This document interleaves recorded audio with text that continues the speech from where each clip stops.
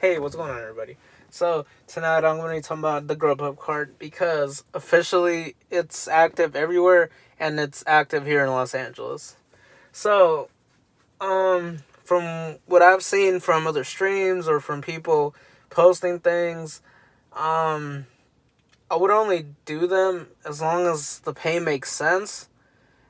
And you just have to be prepared to wait a little bit longer, so the payouts have to be kind of high, but at the same time, there's a couple of tips and tricks that you can do with the Grubhub card now. So, like I said, the orders for the most part will take longer, especially if you don't order them ahead of time. So if you drive to the restaurant, you actually have to order it. Then they have to make the food, and you got to pay for it, whatever. Like that can take pretty long. And, everybody does that. Postmates has that. DoorDash does too, and then I believe Uber Eats will too. At least in my market, there's no Uber card yet, at least here. But I would suggest you guys, if you guys do a card order, I'll suggest you guys either call in before you get to the restaurant so they know what you're gonna, what they're gonna have to make, or if the restaurant actually has an app, I would order it from there and use the Grubhub card, to pay for the food since that's what it's for. So I think my first priority would probably be to just call in the restaurant and see, if, they can take down my order. So if I'm going to be driving there for maybe like 10 minutes, maybe I only have to wait 10 or 15 minutes since the food's going to be already cooking. And then the wait time is just going to be less. And then you'll be able to do more orders faster. And then if they don't answer the phone, then I would see if they have food apps. If they have an app. And then, like big ones like Chipotle or any fast food restaurant will probably have the app. So that'll be easier. But for the bigger restaurants, I don't know if they'll have apps. So that's why I would call in before I do the apps. But I think it's going to be well, to me, like I said, honestly, to me, it's going to have to be a high paying order for me to actually do a Grubhub card order because I honestly refuse to do the Postmates one.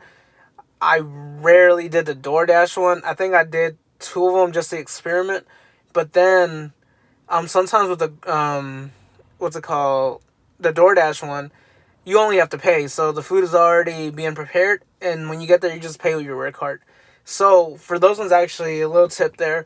You just have to see your what time you have to drop it off at. If it's pretty fast, that means that the food has already been placed and you just have to pay for it. But if they're giving you a very long time, maybe like 30 or 40 minutes, then most likely you're going to have to order the food in person and then, pay for it. But with the Grubhub card, like I said, call in. That's the most important thing. Call in the restaurants. Some restaurants actually don't pick up because they're so busy. But for the most part, I would say call first and then use the app. Like fast food places definitely use the app. Yeah, use the app. And then yeah. And then you just have to maximize your time. Like, do it at the least amount of time as possible as you can. And then I think that's the best way to do it because if you're going to do it in person, if you're going to the restaurant, if you're going there for 10 minutes and then you actually order the food in person, you might have to wait another 20 to 25 minutes. So that's already 30 to 35 minutes. And then you have to go to the customer's house, which can be another 10 to 15 minutes. So that's why for me, I'm going to have to most likely pass on them unless they're giving us a high amount of pay. So a high amount for me would probably be no less than $15, unless I know the restaurant is very fast. So that's a good thing too.